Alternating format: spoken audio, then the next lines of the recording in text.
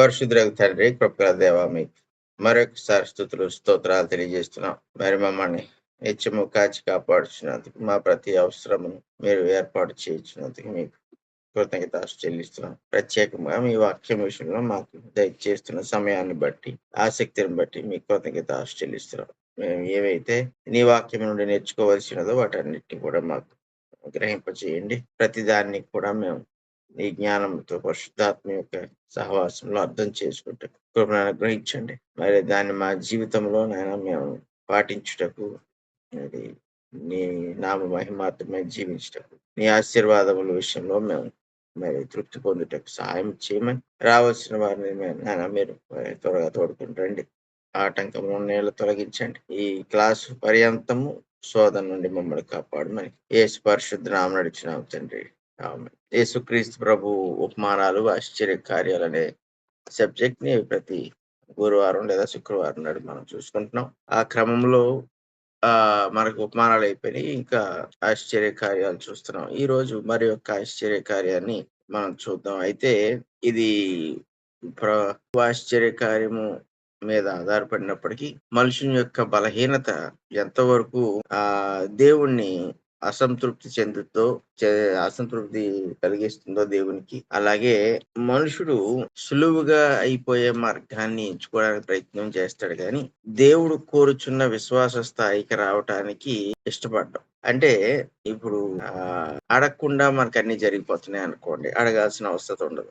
ఒకవేళ జస్ట్ ఒక మాట చెప్తే పని జరిగిపోద్ది అనుకోండి, అప్పుడు దాని కొరకు ప్రయాసపడాల్సిన అవసరం ఉండదు. అలాగే విశ్వాస విషయంలో కూడా మనము సరైన విశ్వాసము లేకుండా పొందేయగలము అనుకుంటే ఆ విశ్వాసము బలహీనమైన విశ్వాసము, లేదంటే ఒక రకం కొన్నిసార్లు కలుషితమైన విశ్వాసంగా కూడా ఎంచబడుతుంది. కాబట్టి దేవుడు మనం అనుకున్న రీతిలో సహాయం చేయడు. ఈ ఎప్పుడైతే మనము క్రీస్తు రక్తము ద్వారా రక్షింపబడవలసి వచ్చిందో, ఒకవేళ క్రీస్తుకు ముందుగా వచ్చిన వారైతే విశ్వాస మూలముగా నీతిమంతులుగా తీర్చబడవలసి వచ్చిందో, ఇక్కడ మనుషుడు విశ్వాస విషయమై కృషి చేయవలసిన అవసరం కనబడిపోతుంది. అంటే విశ్వాసము కలిగి ఉండేటట్లుగా వాడు ప్రయాసపడాలి, ప్రయత్నం చేయాలి. అంటే ఇప్పుడు దేవుడు కలిగించిన విశ్వాసమును దాన్ని కాపాడుకోవాలి, దాన్ని వృద్ధి చేసుకోవాలి. విశ్వాసములో జీవించేటట్లుగా వాని జీవితాన్ని దేవుని యందు వాడు కట్టుకోగలగాలి. లేకపోతే పాపము ఆటంకంగా ఉండకుండా చేయలేం.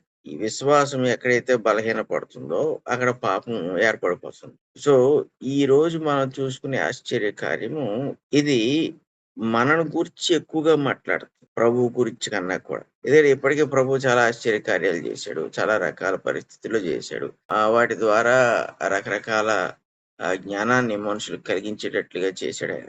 సో ఈ ఉపమానం మటుకు మనల్ని అది చూపిస్తూ ఉంటది, మనల్ని పాయింట్అవుట్ చేస్తుంటది. మన యొక్క స్థితి ఏ రీతిగా ఉన్నది అన్న దాని మీద ఇది జరుగుద్ది. ఇది వాస్తవంగా తెలుసుకోవాల్సిన సంగతి. ఎందుకంటే దేవుడు ఏ కార్యం చేయాలన్నా మన జీవితంలో ఈ విశ్వాస విషయంలో మనము బలహీనులుగాను, నిర్లక్ష్యంగాను ఉండడానికి వీల్లేదు. దేవుడు మనకి అంటే ఎలాగైనా సరే చేసేస్తాడు అనుకుంటే మటుకు ఇది సాధ్యపడదని చెప్తున్నాడు ఇక్కడ ప్రభు. సో మత్తయి సువార్త 17వ అధ్యాయంలో మనం చూస్తాం ఈ కార్యం. 14వ వచనం నుంచి మనం చూసుకుంటే, వారు జన సమూహమునొద్దకు వచ్చినప్పుడు ఒకడు ఆయన యొద్దకు వచ్చి ఆయన ఎదుట మోకాళ్ళలోని, ప్రభువా నా కుమారుని కరుణింపు. ఇది మనం ఈ విధానాన్ని చాలా సార్లు చూసాం ఇప్పటికీ ఆశ్చర్య కార్యాల విషయంలో. ఎంతో మంది ప్రభు దగ్గరికి వచ్చారు, మోకరించారు, బతిమాలుకున్నారు. ఆయన కార్యం చేసే వరకు కూడా వాళ్ళ బాధను, వాళ్ళ వేదనను వాళ్ళు తెలియజేసుకున్నారు. ఇది క్రమం. అంటే మనకన్నా గొప్పవాడిని మనము సహాయం కొరకు వెళ్తున్నప్పుడు వాళ్ళ ఎదుట సాగిలపడము, తగ్గించుకోవడం అనేది ఇది సాధారణమైన సంగతి, క్రమము కూడా. భూమి మీద మనుషులు కూడా ఆ పని చేస్తుంటారు.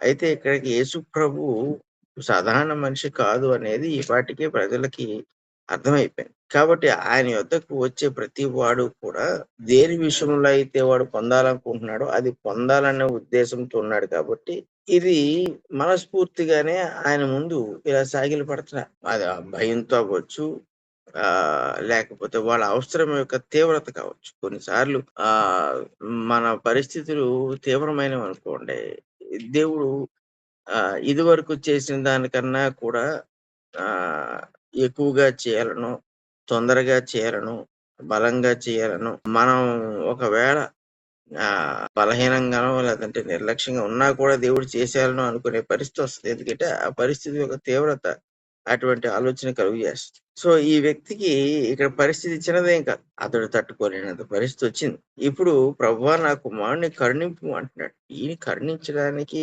వెనకాడే ఉద్దేశ్యం ఎక్కడా ఉండదు. కానీ ప్రభుతో వచ్చిన చిక్కేంటంటే ఆయనకి అన్నీ తెలిసిపోతాయి. ఇప్పుడు ఇంత బాధతో వచ్చాడు. మోకరిచ్చాడు. కరుణించమని ప్రాధేయపడ్డాడు. కానీ హృదయములో దేవుడు ప్రభువు ఇంకొకటి చూస్తున్నాడు. ఇప్పుడు బయటికి కన్నీళ్లు కారుస్తాం మనకు బాధ ఉంటదా? ఉంటది. ఇది ఈ ప్రస్తుత రోజుల్లో విశ్వాసము యొక్క బలహీనత ఇలాగే ఉంది. ఏంటంటే దేవుడు మనకు చేయాలనుకుంటామా? అనుకుంటాం. చేస్తాడని నమ్మకం ఉందా? ఉంది. దేవుడిని మనం ప్రాధేయపడతామా? లేదంటే ఎవరితో అయినా ప్రార్థన చేయించుకుంటామా? లేకపోతే మనమే కరుణించమని ప్రార్థన చేస్తామా? విజ్ఞాపన చేస్తామా? అవసరమైతే మోకాళ్ళేస్తాం ఇయన్నీ చేస్తాం. అంత తీవ్రమైన పరిస్థితే మనకొస్తే మనం చేస్తాం. కానీ దేవుడు బాహ్యంగా చేస్తున్న వాటన్నిటిని కూడా నీ అవసరత నిన్ను అణచివేస్తుంది కాబట్టి నువ్వు చేస్తున్నావా? హృదయమందు నీకు ప్రభువు పట్ల ఉన్న ఆలోచన బట్టి, ఆలోచన వెనకాల ఉన్న విశ్వాస బలమును బట్టి నువ్వు అడుగుతున్నావా? మనకు అవసరత ఎంత గొప్పదైనా కావచ్చు. కానీ ప్రభువు దగ్గరికి వెళ్తున్నప్పుడు ఆయన కేవలము మన బాహ్య రూపాన్ని, బాహ్యంలో లేదా మనసునందు కలుగుచున్న ఈ ఆసక్తిని కార్యం విషయంలో మనం ఎలాగూ ఆయన సన్నిధిలో మనము మోకరించుచున్నాము. మన వైఖరి దాన్ని మాత్రమే చూడ్డానికి. ఆయన అంతరంగములో హృదయమందు మనం ఆయన విషయంలో ఎక్కడ ఉన్నామనేది కూడా చూస్తాడు. అలా చూసినప్పుడు ఆయన ఈ ఉపమానాన్ని మాట్లాడుతున్నాడు.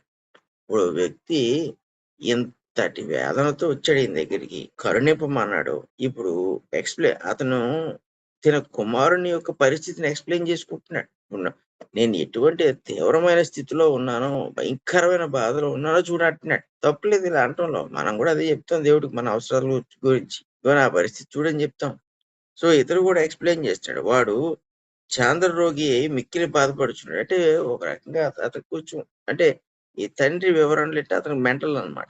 మనం చాలా మందికి మతి స్థిమితం తప్పిందంటాం కదా! సో, ఆ పరిస్థితిలో ఉన్నాడతను.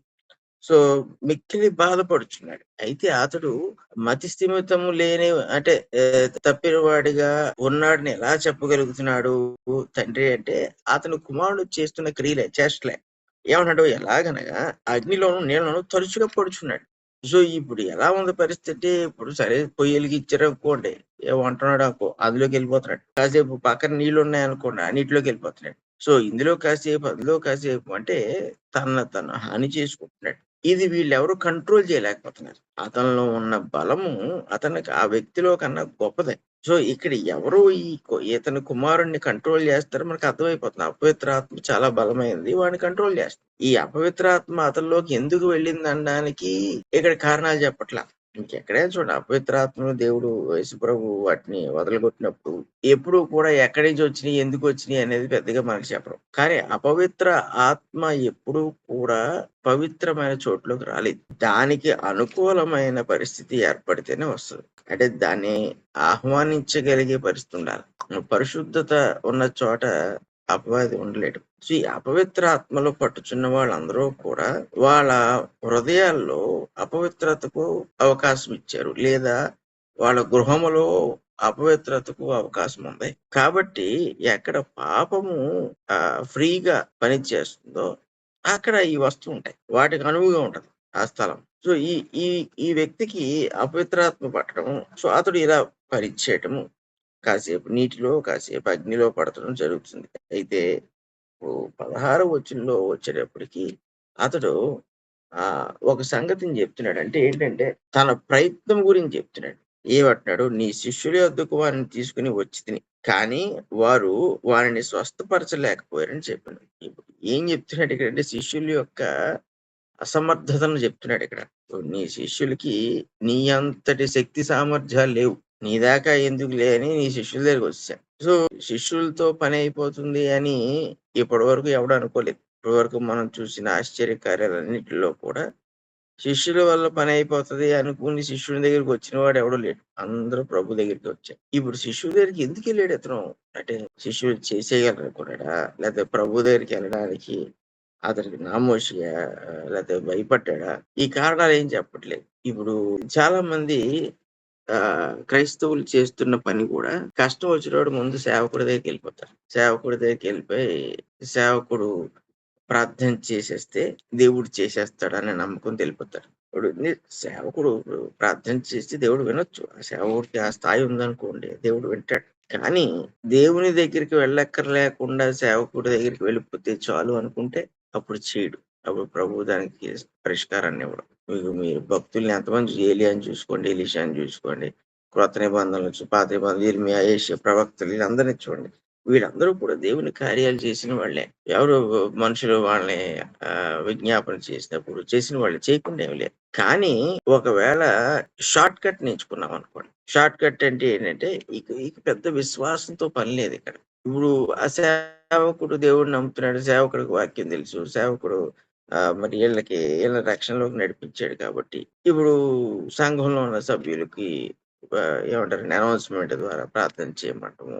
లేదా సువార్థికుడి దగ్గరికెళ్ళిపోయి మాకు ప్రార్థన అతను ప్రార్థన చేస్తాడు. చేయకుండా ఉండడు. ఇప్పుడు ప్రార్థన చేసేవాడిలో ఏదైనా లోపం ఉండనవసరం లేదు. కానీ విజ్ఞాపన చేయమని కోరేవాళ్ళు ఒకవేళ షార్ట్ కట్‌ని ఎంచుకుంటుంటే వాడు భారము మోయనవసరం లేకుండా, విశ్వాసము పరిపూర్ణంగా ఉంచనవసరం లేకుండా మధ్యవర్తిని ఎవరికి ప్రభువుకి, విశ్వాసికి అంటే ఈ సమస్య ఉన్నవాడికి మధ్యవర్తిని ఎన్నుకుంటున్నాడనుకోండి. అప్పుడు దేవుడు ఆ మధ్యవర్తులకి ఆ సామర్థ్యతనివ్వడం. ఎందుకంటే ఆ మధ్యవర్తులు కూడా బహుశా ఆ స్థాయికి చేరుండరు. సో, ఇతడు సులువుగా అంటే సమస్య పెద్దదే. సమస్యని ఎవ్వరూ కాదనట్లేదిక్కడ.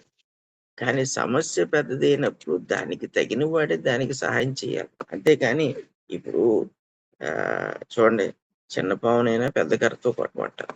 ఎందుకు అంటే అది టెక్నిక్ అదంతే. సో, చిన్నదైన సమస్య ఒకవేళ పెద్దదైనా దాన్ని తీర్చగలిగిన వాడు ఎవరు అన్నప్పుడు డైరెక్ట్‌గా ఆయన దగ్గరికెళ్ళాలి. సేవకుడిని అడగడంలో, ప్రార్థన చేయడంలో తప్పులేదు. కానీ అడుగుతున్నప్పుడు అది షార్ట్ కట్‌గా ఎంచుకున్నామనుకో, మన ప్రయాస అందులో పెట్టడానికి కూడా మనకి ఆసక్తి లేదనుకోండి. లేకపోతే మనకు ఆ విశ్వాస స్థితి లేదనుకోండి. అది మనకు తెలిసి మనం ఇలాగ అడుగుతున్నాం అనుకోండి. చాలా మంది చేస్తారు. ఎందుకంటే దీనికి కారణం కూడా సేవకులే. సేవకులు వాళ్ళలాగా నడిపిస్తారు. మా దగ్గరకు మీరు ప్రార్థనకి ఏమైనా కావాలంటే ప్రార్థనా అవసరాలుంటే మాకు చెప్పండి. మేము జేస్తాం. అని ఈ సంఘస్థులందరినీ కూడా ఏం చేస్తారంటే, ఈ ప్రార్థనకు వీళ్ళు యోగ్యులన్నట్టు, వీళ్ళ ద్వారా దేవుడు జరిగిస్తాడన్నట్టు ఇలాగ ఇది ఒక రకమైన స్కామ్ గూడాని. అంటే అందరూ చేయరిలా.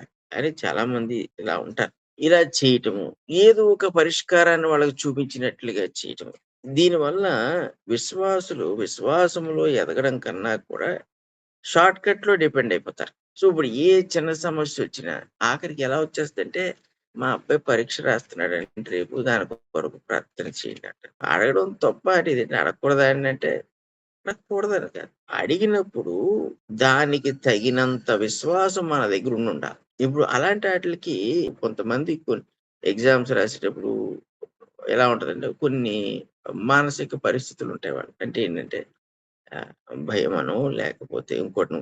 అలాంటి వాళ్ళు జయించలేనప్పుడు అడగడంలో తప్పులేదు. కానీ కొన్ని సార్లు ఇది ఆహ్, ఎలా అయిపోద్దంటే ఆహ్, ఒక సాధారణమైన సంగతిగా అయిపోద్ది.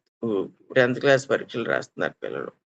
సో, 10థ్ క్లాస్ పిల్లలందరిని తీసుకొచ్చేసి ఈ పాస్టర్ గారు, సేవకుడు ఏం చేస్తాడు సంఘంలో ప్రార్థన చేస్తాడు. చేసి ఈళ్ళందరూ గొప్ప మార్కులతో, మంచి మార్కులతో పాస్ అయిపోవాలి ప్రభువా! అని ప్రార్థన చేస్తాడు. వాళ్ళు కూడా ఇలా చేస్తున్నప్పుడు వాళ్ళకి ఆశ కలుగుద్ది. వాళ్ళు వచ్చేసి వాళ్ళు చేయించేసుకుంటూ ఉంటారు. ఇదంతా కూడా ఒక ఫాల్స్ ఇంప్రెషన్ ఇచ్చేస్తుంటది వాళ్ళకి. ఈ ఇటువంటి పనులు సేవకులు చేయకూడదు. అలాగని విశ్వాసులు కూడా షార్ట్ కట్ ఎంచుకోకూడదు. ఇప్పుడు నిజముగా ఇతనికి సమస్య ఉందంటే ఉంది. ఇప్పుడు పరీక్షలు బాగా రాయాలన్నది అవసరత అంటే ఖచ్చితంగా అవసరతే. అందులో అనుమానం లేదు. కానీ ఆ భారాన్ని తల్లిదండ్రులు మోయగలగాలి. పిల్లలు చిన్న పిల్లలు వాళ్ళేం విశ్వాసాన్ని మోసేస్తారాళ్ళు. కానీ తల్లిదండ్రులు వాళ్ళ పక్షంగా మోయగలగాలి. ఇప్పుడు ఎవరు లేరనుకోండి వాళ్ళకి. అలాంటి వాళ్ళకి విశ్వాసము పనిచేసేటట్లుగా వాళ్ళు విజ్ఞాపనలు చేయాలి. సేవకుల్ని గాని, లేతే ఎవరినడిగితే వాళ్ళని. అప్పుడేమవుద్ది అంటే, ఇప్పుడు ఇతనేమన్నాడు, నీ శిష్యుల దగ్గరికొచ్చాం గానీ వాళ్ళు స్వస్థపరచలేకపోయారు, వెళ్ళగొట్టలేకపోయారు. వాళ్ళు కార్యము చేయలేకపోయారు అని జెప్తున్నాడు. ఇప్పుడు ఇదంతా ప్రభువుకి తెలుసా? ఈ వ్యక్తి రావటం, ఈ సమస్య ఉండడం, అతను ముందుగా శిష్యుల దగ్గరికెళ్ళడం అన్నీ తెలుసా? అంటే అన్నీ చూస్తూనే ఉంటాడు ఆయన. గమనిస్తూనే ఉంటాడు. గమనిస్తున్నప్పుడు ఇతను హృదయాన్ని కూడా గమనిస్తాడు. అతని బాధ కరెక్టే. కానీ అతడు విశ్వాసమందు చేయవలసిన ప్రయాసలో మటుకు లోపించాడు. ఇప్పుడు మరెలా జరుగుద్ది? కార్యం జరగదు. పైగా అతడు లోపముతో ఉన్నాడు కాబట్టి ఇంకా విశ్వాసమందు పరిపూర్ణులు కాని వాళ్ళ దగ్గరికెళ్ళాడు. చూసారా? ఇదో పెద్ద మోసం మళ్ళీ. తెలియకుండానే ఇందులోకి పోతాం. ఇప్పుడు అతను షార్ట్ కట్‌లో ఎళ్ళిపోవాలనుకున్నాడు కాబట్టి, ఎవరి దగ్గరికెళ్ళాడు అంటే, ఇంకా విశ్వాసమందు పరిపూర్ణతకు రాని శిష్యుల దగ్గరికెళ్ళాడు. వాళ్ళు చేయలేకపోయారు. ఇప్పుడు ప్రభువు ఉన్నాడు కాబట్టి సరిపోయిందక్కడ. ఎందుకు వెంటనే ప్రభు దగ్గరికొచ్చేసాడు. కానీ ఇప్పుడు ప్రభువు లేడు. ఇప్పుడు ఇలా షార్ట్ కట్‌లు ఎంచుకునేవాళ్ళు సేవకుల దగ్గరికెళ్ళిపోయి ప్రార్థన చేయమని కార్యం జరగలేదనుకోండి. అప్పుడేమవుద్ది? ఇప్పుడు సేవకుడు బలహీనుడు అంటామా? ఇప్పుడు ఎవరైతే సమస్యలో ఉన్నారో వాళ్ళేమంటారు? ఈడు ప్రార్థన చేసాడు గానీ జరగలేదంటారు. అంతేగాని మేము షార్ట్ కట్‌లో ఎళ్ళాము అందుకే జరగలేదని అనరు. అప్పుడేమవుద్ది? లేదు అంటే ఈ దేవుడు నిజంగా చేస్తాడో చేయడో. లేదు అంటే జరిగినా జరగకపోయినా అమ్మో! జరగలేదంటే ఎక్కడో మళ్ళీ మన విశ్వాస లోపం అంటారని దానికి ఏదో రంగు పూయటం. ఇప్పుడు ఏమవుద్దంటే అసలు కన్నా వడ్డీ ఎక్కువైనట్టు అయిపోతుంది. ఇలాంటి పరిస్థితి. సో, ఈ ఈ ఆశ్చర్యకార్యంలో ప్రభువు చూస్తున్న సంగతి ఏంటంటే, ఇలాంటి సమస్య ఎవరికైనా ఉన్నప్పుడు తీవ్రమైన సమస్య, దాన్ని ఎవరు పరిష్కరించగలరో వాళ్ళ దగ్గరికి రావాలి. ఇప్పుడు సేవకుడి దగ్గరికి వచ్చినప్పుడు ఎవరైనా ప్రార్థన చేయమని సమస్య ఏంటో ముందు అర్థం చేసుకోవాలి సేవకుడు. అర్థం చేసుకొని ఆ స్థితికి ముందు వాడికుందో లేదో కూడా వాడికి తెలుసుకోగలగాలి. చేయగలమా లేదా? మనం ప్రార్థన చేస్తే ఇది అవుద్దా? పని అవుద్దా? 2 ఎవరైతే అడుగుతున్నారో వాళ్ళని కూడా విజ్ఞాపన విషయమై విశ్వాసము కొరకు వాళ్ళని బలపరచాలి. అంటే ఏంటంటే వాళ్ళు కూడా ఎలా ప్రార్థన చేస్తే దేవుడు ఆలకిస్తాడో చెప్పగలగాలి. ఎందుకంటే, ఇక్కడ మనం డీల్ చేస్తుంది సర్వోన్నతుడైన దేవునితో. ఇటు నా గురించి తెలిసిపోద్ది, అవతల వాడి గురించి తెలిసిపోద్ది దేవుడికి. నేనే ఉద్దేశంతో ప్రార్థన చేసేయాలని ఎగిరి పడిపోతున్నానో అర్థమైపోద్ది ఆయనకి. వాళ్ళు ఒకవేళ షార్ట్ కట్‌లో వస్తే అది అర్థమైపోద్ది ఆయనకి. సో, ఇక్కడ చివరికి మన మ ఇటు సేవకుడు ప్రార్థన వినడు, వాళ్ళ యొక్క ఆశను తీర్చడం. అప్పుడు ఏంటి పరిష్కారము? అందుకే ప్రభువు మాట్లాడుతున్నాడు తర్వాత. ఈ శిష్యులే తీసుకొచ్చారు గాని వారు స్వస్థపరచలేకపోయారు అనేటప్పటికి, ఈ శిష్యులు అసమర్థులైపోయారు ఫస్ట్ ఆఫ్ ఆల్. అసలు ఈళ్ళెందుకు ప్రయత్నం చేశారు ఈళ్ళు? దేవుని ఆజ్ఞ లేకుండా. ఇప్పుడు ప్రభువు వాళ్ళకివ్వాలి గదా! ఏదో ఓసారి పంపించాడు. ఇద్దరేసి చొప్పున. ఇంకోసారి 70 మందిని పంపించినప్పుడు అప్పుడు ఇద్దరేసి చొప్పున పంపించాడు.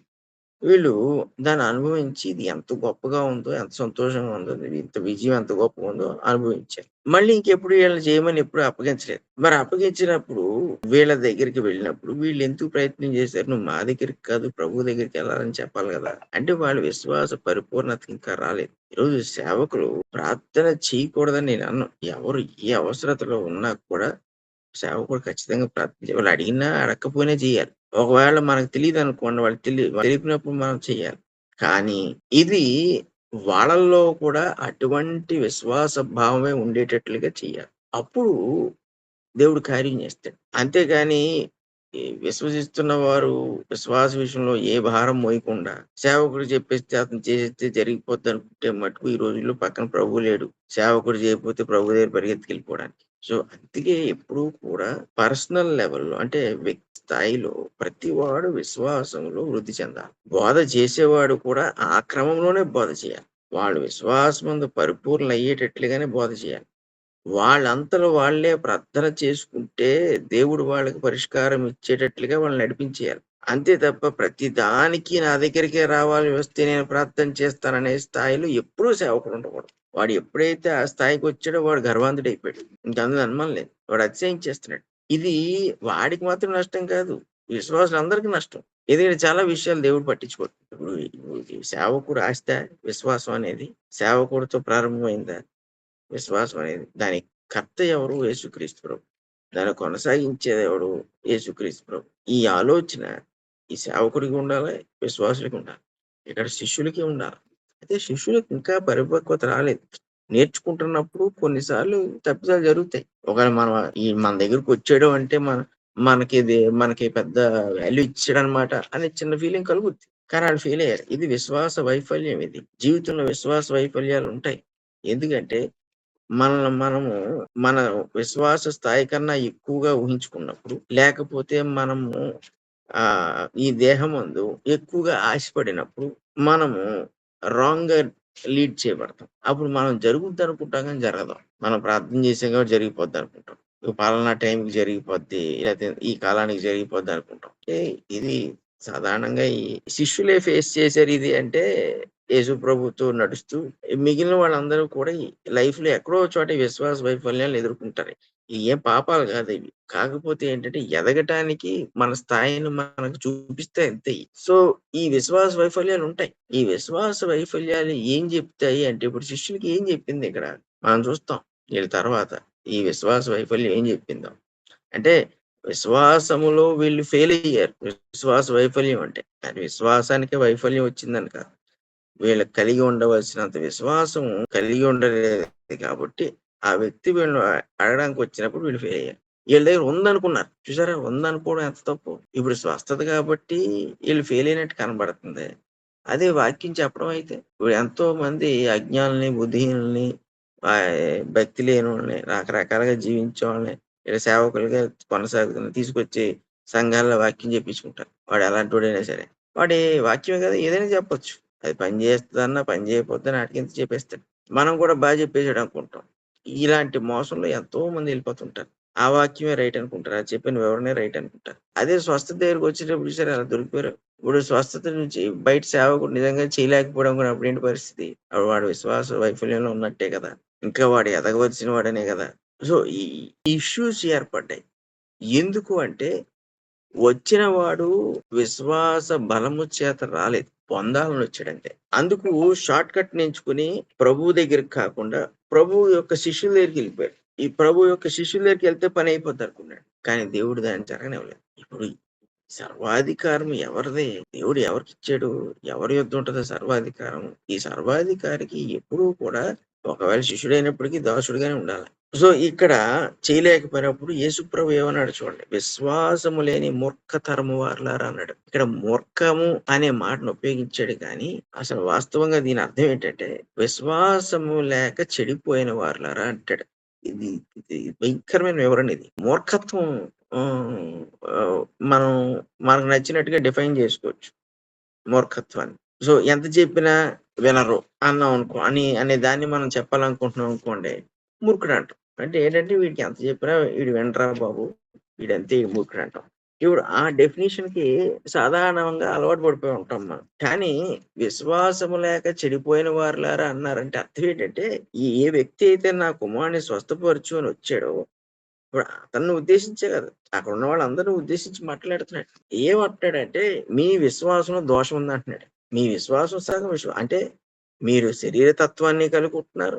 కొంత విశ్వాసాన్ని కలిగుంటున్నారు. అంటే మీ విశ్వాసము పరిపూర్ణం అవ్వటానికి మీరు అవకాశం ఇవ్వట్లేదు. ఆ శిష్యుల దగ్గరికెళ్ళినందుకు కోప్పడ్డాడని కాదు ఇక్కడ ప్రభువు. శిష్యుల దగ్గరికెళ్ళడం వల్ల కోప్పడడం ఎందుకు? ఫెయిల్ అయ్యాడు కదా! అతను పొందలేకపోయాడు. నువ్వు శిష్యుల దగ్గరికెళ్ళి నా శిష్యుల దగ్గరికెందుకొచ్చావు? నా దగ్గర రావాలి కదా! అని అనేవాడు ఒకవేళ ప్రభు శిష్యుల దగ్గరికెళ్ళినందుకు కోప్పడితే. కానీ ఏమని వచ్చి చెప్పాడు? నా కొడుక్కి ఇలా ఉంది పరిస్థితి. నీ శిష్యుల దగ్గరికొచ్చాను కానీ వాళ్ళు స్వస్థపరచలేకపోయారు. అని నీ దగ్గరికొచ్చాను అన్నప్పుడు అతని యొక్క విశ్వాస వ్యక్తిత్వాన్ని చూపించేసుకుంటున్నాడు. అంటే డైరెక్ట్‌గా ఎవరి దగ్గరికెళ్ళాలో వాళ్ళ దగ్గరికెళ్ళడం. ఎక్కడ అతనికి అనువుగా ఉందనుకుంటాడో అక్కడికెళ్తాడు. దీనివల్ల ఏంటి బయటపడుతుందంటే అతని విశ్వాసానికి బలం లేదు. అంటే విశ్వాసంలో శరీర సంబంధమైన తత్వాలు, ఆలోచనలు కూడా ఉన్నాయి. దాన్నే షార్ట్ కట్ అంటాం. మనము విశ్వాసములో పరిపక్వత చెందకుండానే పొందేయాలనుకుంటాం దేవుని దగ్గర నుంచి. సరిగ్గా ప్రార్థన చేయకుండానే పొందేయాలనుకుంటాం. నేను చేయలేకపోతున్నాను కాబట్టి ఆయన్ని అడిగేస్తే అతను చేసేస్తే పొందేస్తాడనుకుంటాం. ఇది ఒక వ్యక్తిని బట్టి జనాంగానికి రక్షణ ఇవ్వట్లేదు దేవుడు. కేవలం క్రీస్తుని బట్టే ప్రతి వాడు కూడా తనకు తానుగా రక్షణ పొందాలి. క్రీస్తుని అనుసరిస్తూ. సో, ఆ లాజిక్ పోయిందనుకోండి మనకి. ఆలోచన పోయిందనుకోండి. అప్పుడు వీడు ప్రవర్తించినట్టు ప్రవర్తిస్తాం. సో, అందుకే ఏమన్నాడంటే యేసుప్రభు ఇక్కడ, "మీరు విశ్వాసం లేని ఈ మూర్ఖుల్లాగున్నారు. మీతో నేను ఎంతకాలం ఉందును? ఎంతవరకు మిమ్మల్ని సహింతును" అన్నాడు. అంటే ఏంటి? ఎంతకాలం ఉంటాను నేను మీతో? ఆయనకి తెలుసు కదా! ఆయన సిలువ వేయబడతాడు. మూడో దినాన లేస్తాడు. ఆరోహణ అయిపోతాడని తెలుసు. ఇప్పుడంటే నేను పక్కన ఉన్నాను కాబట్టి, నువ్వు పరిగెత్తుకు నా దగ్గరికొచ్చావు. ఇప్పుడు నేను పక్కన లేకపోతే ఏం చేస్తావు? ఎగ్జాక్ట్ ఈరోజు పరిస్థితులవే. ఇప్పుడు ఆయన మనిషి రూపంలో లేడు. కానీ దేవుని రూపంలో ఉన్నాడు. ఆయనకి, మనకి ఉన్న ఏకైక వారధి ఏంటంటే విశ్వాసం. దాన్ని బట్టి మనం ఆయన రీచ్ అవ్వగలం. ఇప్పుడు అదే సరిగ్గా లేకపోతే, ఇప్పుడు ఆయన దగ్గరికి ఎలాగెళ్తాం? ఆయనేమో పక్కన లేడు. ఇప్పుడు ఆయన పరలోకంలో ఉన్న ఆయనకి ప్రార్థన చేయాలంటే మళ్ళీ విశ్వాసం కావాలి. ఆ విశ్వాసమే లేదు. ఆ విశ్వాసం లేకపోయేటప్పటికి ఏం చేస్తున్నాం? వాడిని వీడిని అడుగుతున్నాం. అసలు ఆడికుందో లేదో కూడా మనకు తెలీదు. అంటే నేను విశ్వాసమందు దేవుడు కోరిన ఆసక్తి బయలుపరచకుండా, ఆ భారమును కలిగి ఉండకుండా, ఇంకొకడిని ప్రార్థన చేయమని అడగకూడదు. అంటే అడిగితే జరగదు. అది ఇక్కడ విషయం. ఇంకొకడిని ప్రార్థన చేయమని అడగకూడదు. ఇలాగ చేయకూడదనే సంగతి సువార్తికులు విశ్వాసులకు తెలియజేయాలి. అంటే విశ్వాసులు కూడా ప్రార్థనాపరులై ఉండాలి. విశ్వాసులు కూడా ప్రభువు నుండి డైరెక్ట్‌గా పొందేవాళ్ళై ఉండాలి. వాళ్ళ సమస్యలకి, వాళ్ళ అవసరతకి ఎంతో తీవ్రమైనది. ఇప్పుడు చూడండి, పేతురుని జైల్‌లో ఏశారు. పేతురు అర్థం చేసుకుంటున్నారా అంటే చేసుకుంటున్నారు. కానీ ఈ సమస్య సంఘమంతా కూడా వాళ్ళ మీద తీసుకుంది. ఇప్పుడు సంఘమంతా కలిసి ప్రార్థన చేశారు. ఇప్పుడు సంఘం అప్పుడేమైంది? వాళ్ళు పేతురు కోసం సంఘమంతా ప్రార్థన చేసేసారు. బయటకొచ్చేసాడు. ఇప్పుడు ఇలా జరుగుద్దా అంటే జరుగుతాయి. ఎందుకంటే అందరూ వారి విశ్వాసాన్ని ఉపయోగించారు. వారి విశ్వాసానికి బలాన్ని చేకూర్చుకున్నారు. ఇప్పుడు అలాగో సంఘమంతా ప్రార్థన జరుగుతేనే జరుగుద్ది. జరగకుండా ఉండదు. కానీ ఆ విశ్వాసానికి సరిపడిన బలం లేకపోతే ఎక్కడ జరుగుద్ది? సో, ఇక్కడ యేసు ప్రభువు ఏం నేర్పిస్తున్నాడు ఈ ఈ ఆశ్చర్యకార్యంలో ఇచ్చంటే, మనం ఆయన నుంచి పొందాలని ఎవరైతే పొందాలనుకుంటున్నాడో ఆ వ్యక్తికి ఆయన యందు ఉన్న విశ్వాసం ఏదైతే ఉందో అది పరిపూర్ణంగా ఉండాలి. నీకు కొండంత విశ్వాసం ఉండాలని చెప్పట్లేదు దేవుడు. కానీ నువ్వు కోరుకొనుచున్న దాని పట్ల ఆయన యందు పరిపూర్ణమైన విశ్వాసం ఉండాలి. అప్పుడు నువ్వు ఆయన దగ్గరికొచ్చేప్పుడు ఆయన ఖచ్చితంగా చేస్తాడు. అందుకు ఇక్కడ మనం అన్నాడనమాట అందుకే. "మీతో నేను ఎంతకాలం ఉంటాను? నేను ఎంతో కాలం ఉన్నాను. నేను కనబడినప్పుడు ఏం చేస్తావు?" ఇప్పుడు శిష్యుల దగ్గరికెళ్ళావు జరగలేదు. అప్పుడు ఎవరి దగ్గరికెళ్తావు?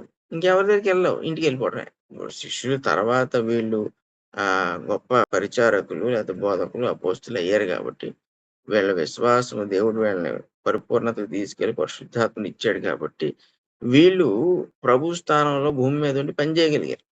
ఆ స్థితి వాళ్ళకొచ్చింది. కానీ ఆ స్థితి వాళ్ళకి రానప్పుడు వాళ్ళు ఏం చేయలేకపోయారు. అందుకు ప్రభు ఏమంటాడంటే, "మీతో నేను ఎంతకాలం ఉంటాను? ఎంతవరకు మిమ్మల్ని సహింతును? వారిని నా యొద్దకు తీసుకురండి" అని చెప్పాడు. తీసుకురండి అని చెప్పి అంతటా యేసు ఆ దయ్యమును గద్దింపగా అది వాడిని వదిలిపోయాను. ఆ గడియ నుండి ఆ చిన్నవాడు స్వస్థత నుండి స్వస్థత చేయడం పెద్ద పని కాదు ఈయనకి. కానీ ఈయనకి విసుగు కలిగింది. ఇప్పుడు మన విశ్వాసం ఆయన సంతోషపెట్టాలి కానీ, విశ్వాస లోపం ఆయనకు విసుగు కలిగించకూడదు. మన విశ్వాసం పట్ల మన తీరు ఏదైతే ఉందో, మన ప్రవర్తన ఏదైతే ఉందో దాని పట్ల అది ఆయనకి విసుగు కలిగించేటట్టు ఉండకూడదు. ఇది బయటికి ఇంకొక వ్యక్తికి కనబడదిది. ఇప్పుడు నేను సేవకుడి దగ్గరికెళ్ళి "ఏవండీ పరిస్థితి ఇలా ఉంది ప్రార్థన చేయండి" అనేస్తాను. ఆయన ప్రార్థన చేసేత్తాడు. కానీ ఇలా అడగటం వల్ల నేను ప్రభువుకు విసుగు పుట్టిస్తున్నానా అనే ఏమైనా పరిశీలన చేసుకునే స్థితి నాకు లేకపోతే ఫెయిల్ అయిపోతా. అక్కడ పని జరగదు. సో, ప్రభువుకి ఇక్కడ విసుగు పుట్టింది. మనం ఏదైనా సరే మనం ఒకటి ఎవరిని ప్రార్థన చేయమని అడగకూడదనేది అసలు విషయం కాదిక్కడ. మనం మనకు నమ్మకంగా ఉన్నవాళ్ళు, భక్తి చేస్తున్నవాళ్ళు ఎవరినైనా మనం ప్రార్థన చేయమని అడగొచ్చు. కానీ మనం అడగడం వాళ్ళని అడిగినప్పుడు కూడా విశ్వాసము యొక్క బలముతోనే మనం అడగాలి. అంతేగాని నేను ఈ భారాన్ని మోయను, నువ్వు మొయ్యి అన్నట్టుగా ఇంకోడికి అప్పచెప్పకూడదు. ఎందుకంటే మరి నువ్వు భారాన్ని మోసేటట్టుగా దేవుడు నిన్ను చేయగలుగుతున్నాడు.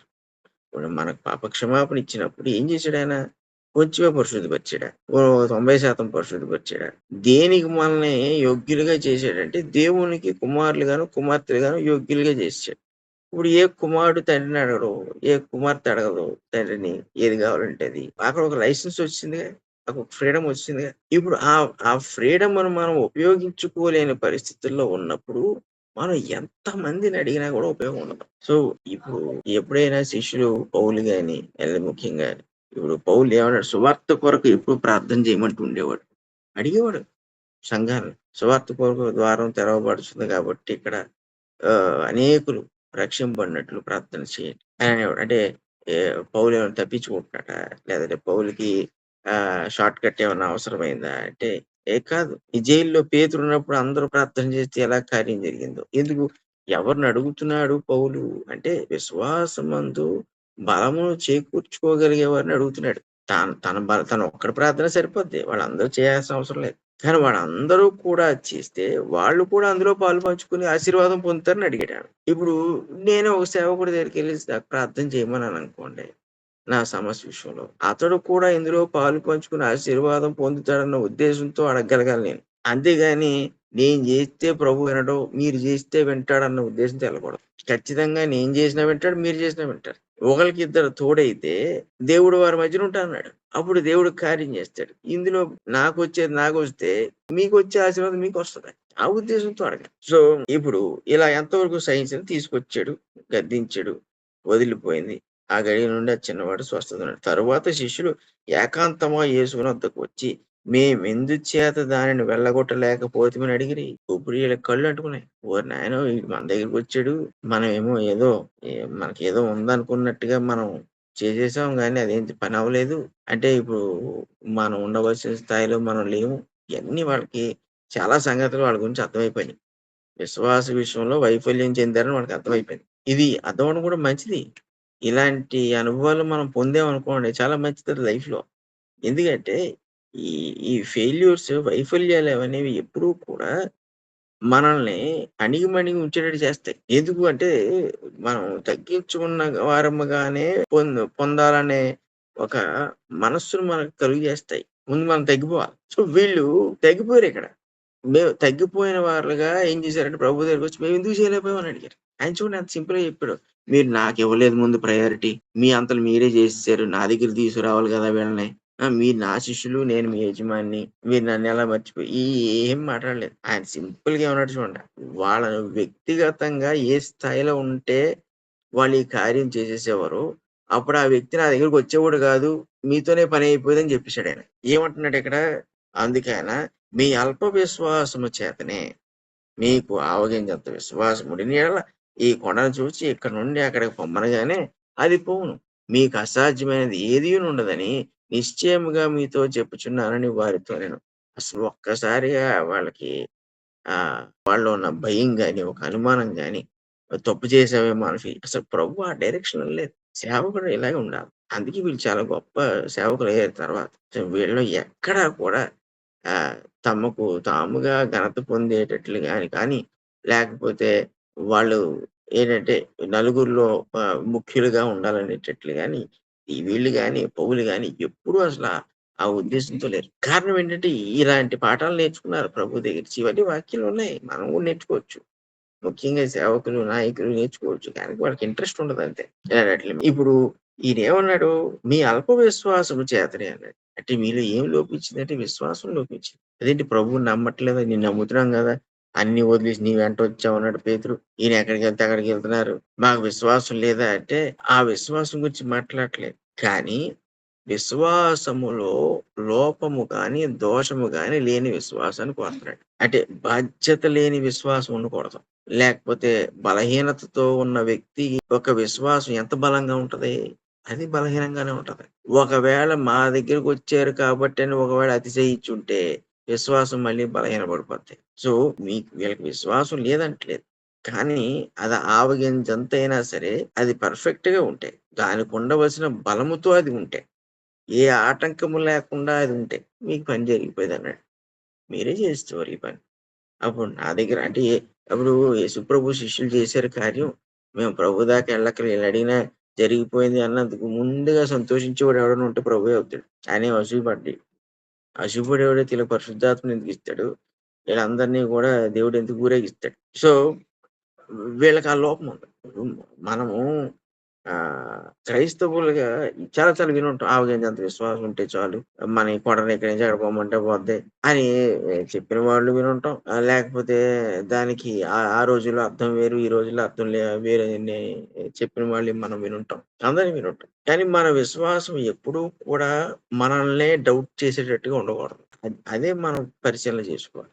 ఇప్పుడు నేను విశ్వాసం కలిగి ఉన్నాను అంటే, ఆ విశ్వాసమే నాకు అనుమానం పుట్టించకూడదు. విశ్వాసం ఇలా అనుమానం పుట్టిస్తాననొచ్చు. అంటే విశ్వాసము లోపముతో ఉందేమో అనే అనుమానం నాకుంది అంటే, నేను అక్కడ ప్రభువునందు పూర్తిగా విశ్వసించలేకపోతున్నా. అప్పుడు దేవుడు మనం విజ్ఞాపన చేసినా, మోకరించినా, ప్రార్థన చేసినా, ఏం చేసినా కూడా చేయడు. ఎందుకంటే మరి అవిశ్వాసానికి దేవుడు ఎందుకు సహాయం చేస్తాడు? అవిశ్వాసం అపవాదికి ఉపయోగపడద్ది. దేవుడికి ఉపయోగపడదు. అప్పుడు అవిశ్వాసము గెలిచిందనుకోండి. నీకు విశ్వాసం వల్ల మనకు విశ్వాసమే విజయం అని ఎలా చెప్తాడప్పుడు? అవిశ్వాసం గెలిచిపోతే. సో, వీళ్ళకి ఇటువంటి పాఠం నేర్పాడు. అందుకే ప్రతిరోజు కూడా విశ్వాసాన్ని వృద్ధి చేసుకునేటట్లుగానే మనం విజ్ఞాపన చేసుకోవాలి. వీళ్ళు చూడండి వీళ్ళు అడిగారు ఎందుకు చేయలేకపోయావండి? ఇది ప్రభువా నేను ఎందుకు నమ్మలేకపోతున్నాను.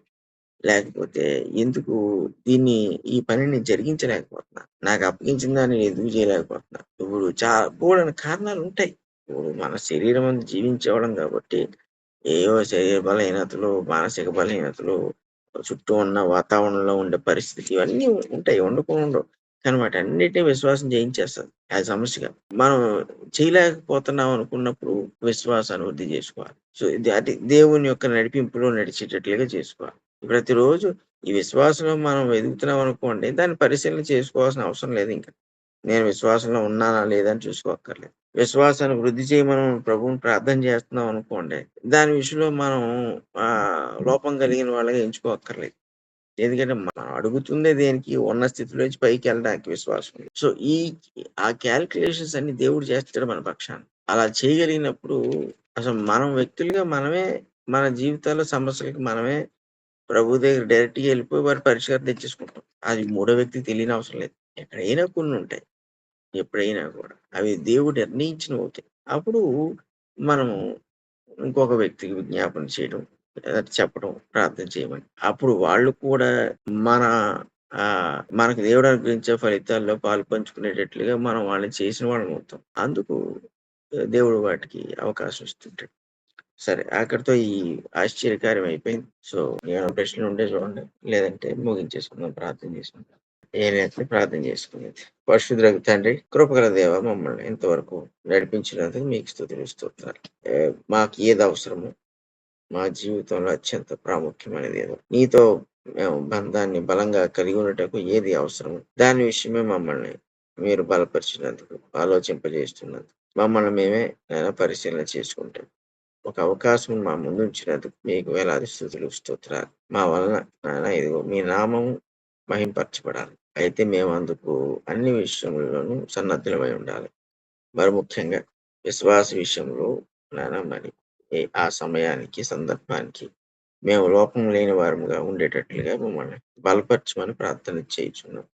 ఎందరికైతే నీ వాక్యము చేరాలో, నీ చిత్తమును తెలియజేయాలో వాళ్ళందరి విషయంలో కూడా మేము మీ కొరకు సరైన పాత్రగా ఉన్నట్లు బలపరచండి. సహాయం చేయమని. కృపను ఎల్లప్పుడూ మాతో ఉంచమని. మరి ఈ క్లాస్‌కొచ్చే వాళ్ళ జీవితాల్లో ఏ అవసరతలు ఉన్నప్పటికీ, మరి ఏ కష్టాలు ఉన్నప్పటికీ, పరిస్థితులు వాళ్ళకి ప్రతికూలంగా ఉన్నప్పటికీ, విశ్వాసము ద్వారా వాళ్ళు నీ నీ సన్నిధిని బట్టి జయించులాగాను బలపరచమని. యేసు పరిశుద్ధ నామమున అడుగుచున్నాము తండ్రి. ఆమేన్. అందరికీ వందనాలు.